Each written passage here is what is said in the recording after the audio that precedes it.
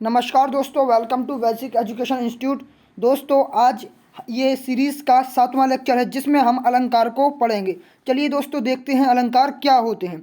तो दोस्तों, अलंकार शब्द का अर्थ होता है अलधनकार, मतलब अल का अर्थ होता है शोभा, यानी जो शोभा बढ़ाते हैं। दोस्तों, शोभा मतलब किसी भी प्रकार, जैसे आप शोभा बढ़ाने वाले शब्दों को हम आज क्या कहते हैं दोस्तों? अलंकार, है ना। शोभा बढ़ाने वाले शब्दों को हम क्या कहते हैं? अलंकार कहते हैं। ठीक है, हम इसका क्या है, पेन का थोड़ा सा साइज़ कम कर ले रहे हैं क्योंकि ये इससे क्या है कि आपको फिर देखने में थोड़ी सी समस्या आ जाएगी, है ना। देख, अलंकार का अर्थ किससे बन का? अल का अर्थ होता है सौंदर्य और कार का अर्थ करने वाला। मतलब इस तत्व, मतलब वो तत्व जो उस काव्य की शोभा बढ़ाते हैं उन्हें अलंकार कहते हैं। ये ध्यान रखिएगा, कई बार पूछ लिया गया है दोस्तों कि काव्य की शोभा बढ़ाने वाले धर्म तत्वों को क्या कहते हैं? उसे हम अलंकार कहते हैं।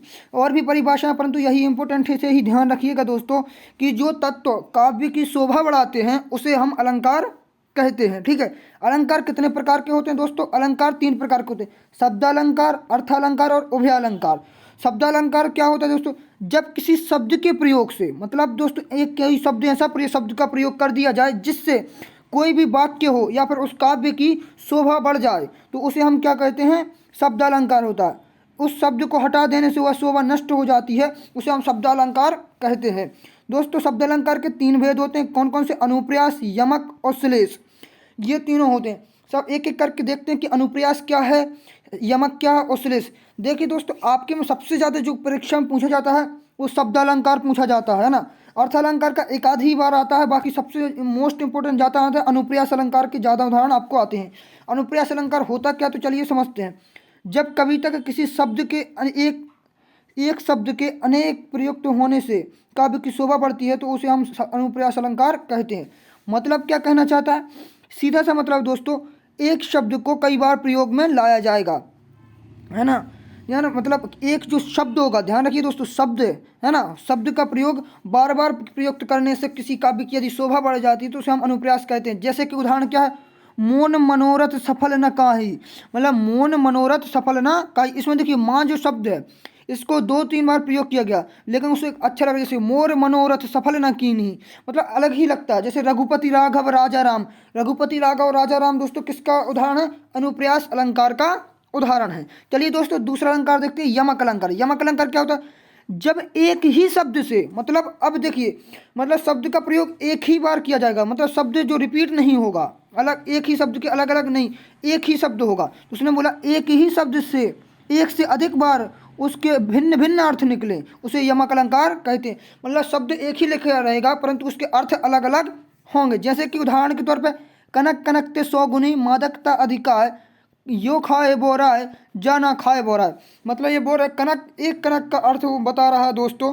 यदि कोई, मतलब कनक मतलब ये कहते हैं धतूरा, जिस धतूरे को यदि खा लें या फिर खाने से मादकता अधिकार, मतलब वो एकदम भौराया जाता है।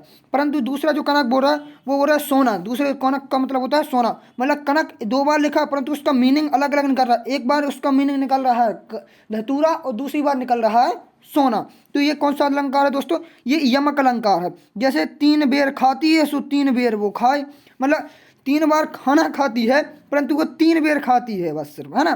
तो इससे उसका मीनिंग अलग ही निकलता है। ठीक है, इसे हम क्या बोलते हैं? यमक अलंकार कहते हैं। ठीक है, और भी अलंकार हैं दोस्तों, चलिए उन्हें भी हम देख लेते हैं बारी बारी से, परंतु हम ज़्यादातर इंपॉर्टेंट वही रखेंगे जो एक्सीलेंस में आते रहते हैं ना।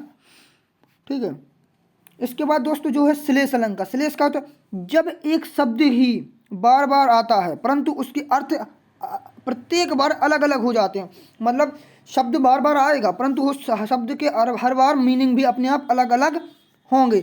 जैसे रहीमन पानी राखिए बिन पानी सब सून, पानी गयो न उभरे मोती मानस चूर। मतलब देखिए, रहीमन पानी राखिए, पानी इसमें भी आया, बिन पानी सब सून इसमें भी पानी आया, पानी गयो न उभरे मोती मानस चूर। मतलब पानी को बार बार प्रयोग किया जा रहा है परंतु हर बार पानी का अलग अलग मीनिंग निकल रहा है ना। ठीक है, ये क्या थे दोस्तों? ये थे आपके शब्दालंकार के 3 भेद। इन्हें ध्यान रखिएगा दोस्तों क्योंकि इन्हीं से ज़्यादातर एग्जाम में क्वेश्चंस आते हैं। और मोस्टली एक ये हुआ दोस्तों, इसके बाद कुछ जो हैं वो अर्थालंकार से आते हैं। चलिए उन्हें भी हम देख लेते हैं। अर्थालंकार से कौन कौन से? अर्थ अलंकार का मतलब पहले देख लेते क्या होता है। यानी वे अलंकार जो अर्थ पर आश्रित होकर कविता की शोभा बढ़ाते हैं। मतलब उनकी जो अर्थ होगा ना दोस्तों, वो उनसे कुछ ना कुछ अलग ही निकलेगा। उससे क्या हो, किसी भी काव्य की जो बोलने की प्रवृत्ति है वो और अधिक सुंदर हो जाएगी, है ना। जैसे हम कहते हैं ना, किसी की अपन सम्मान के लिए कुछ अच्छे शब्द बोलते हैं तो उसके सम्मान को और बढ़ा देते हैं, वैसे ही ये शब्द होते हैं। इनका प्रयोग करने से उनकी क्या है, शोभा, उनकी जो मतलब सम्मानिता है, उसकी जो प्रतिष्ठा है वो बढ़ जाती है। तो उसे हम अर्थालंकार कहते हैं। अर्थालंकार में कौन कौन से आते हैं दोस्तों? उपमा, रूपक, उत्प्रेक्षा, अतिशयोक्ति और अनुयोक्ति। परंतु दोस्तों आपके एग्जाम के इंपॉर्टेंट से उपमा इंपॉर्टेंट है और रूपक, और कई मायने में उत्प्रेक्षा। इसके बाकी मोस्टली दोस्तों जो एग्जाम में क्वेश्चंस आते हैं वो अनुप्रास अलंकार के ही आते हैं, परंतु आपको इसमें से उपमा और रूपक को ही पढ़ के जाना है, और इन्हीं को हम एग्जाम के पॉइंट ऑफ व्यू से देखेंगे भी, है ना। चलिए देखते हैं आखिरकार उपमा अलंकार होता क्या है ना।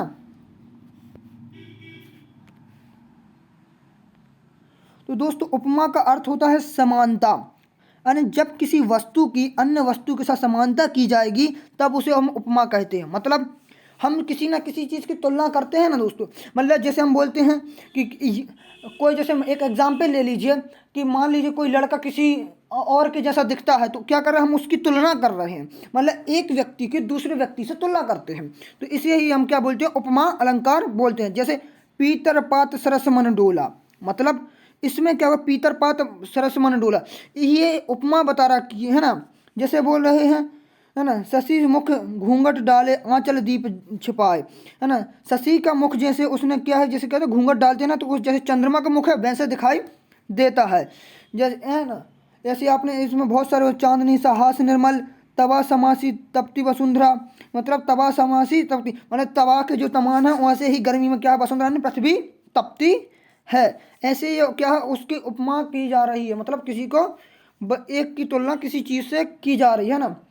ऐसे ये क्या कहते हैं, सुमित्रानंदन पंत जी की कहानी है ना।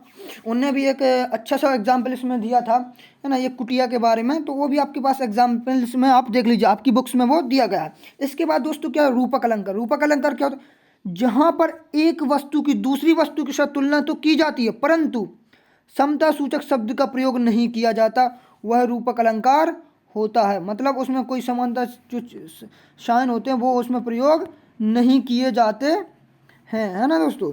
चलिए इसके भी हम एग्जाम्पल से इसे समझ लेते हैं, ठीक है। ये देखिए, उदित उदर गिरी मंच पर रघुवर बाल पतंग, है ना, ये भी किसका है दोस्तों, रूपक अलंकार का। चरण कमल बंधो हरियाई, मतलब प्रकृति नदी के कार्यकलाप, ये सभी क्या हैं दोस्तों, ये सब रूपक अलंकार के उदाहरण हैं। तो क्या है कि आपको इसमें से वही उदाहरण को रखना है जो आपकी एक्सीलेंस परीक्षा में महत्वपूर्ण है ना। और जो अगर आपको ये PDF चाहिए तो नीचे जो स्क्रीन पर व्हाट्सएप नंबर शो कर रहा है उस पर आप मुझे व्हाट्सएप कर दीजिए, मैं आपको PDF सेंड कर दूंगा। इसके बाद दोस्तों अपन अंतिम जो आपका अलंकार है उसे अभी हम पढ़ लेते हैं। अलंकार कौन सा है दोस्तों, उत्प्रेक्षा अलंकार। उत्प्रेक्षा, जब उपमेय में उपमान की कल्पना की जाती है तो वहाँ उत्प्रेक्षा अलंकार होता है। जनु मानो मनो मानो आदि शब्द का प्रयोग, मतलब उत्प्रेक्षा अलंकार की यदि आपको देखना है कि उत्प्रेक्षा अलंकार है तो उसमें ये शब्द देख लीजिए, जनु जानो मनु मानो, तो आप तुरंत ही समझ जाइएगा कि ये उत्प्रेक्षा अलंकार है। चलिए इसके एक दो एग्जाम्पल देख लेते हैं, उन एग्जाम्पल में ये शब्द आपको दिखेंगे, है ना। यह देखिए आपके एग्जाम्पल्स के तौर पे आपको मैं दिखा रहा हूँ, है ना। तो इसमें क्या लिखा है देखिए, अंबर के तारे मानो मोती अनगिनत हैं। मानो लिखा ना दोस्तों, तो कौन सा अलंकार, उत्प्रेक्षा। मानो सूर कठी डाली, मानो देखा मतलब दोस्तों कौन सा अलंकार है, उत्प्रेक्षा अलंकार।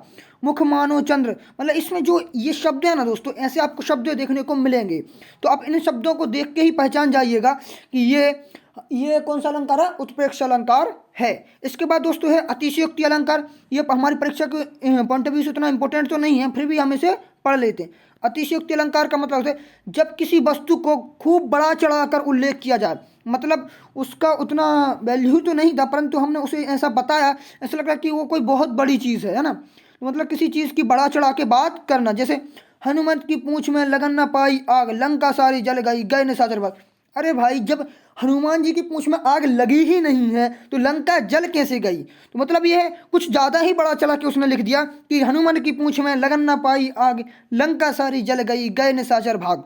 इसमें क्या बताया कि आग लगने से पहले ही लंका जल गई। ये क्या है, एक किसी भी चीज़ को बढ़ा चढ़ा के बता दिया गया है ना।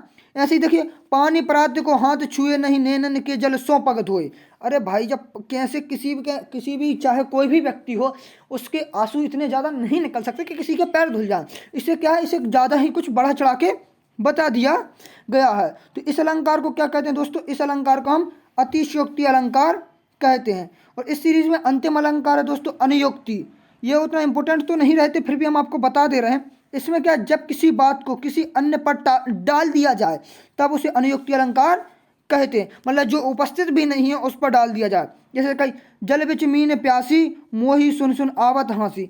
मतलब कि कहा जा रहा है कि जो मछली है वो जल में प्यासी है। अरे भाई, जो मछली उसके अंदर है वो प्यासी कैसे हो सकती है ना।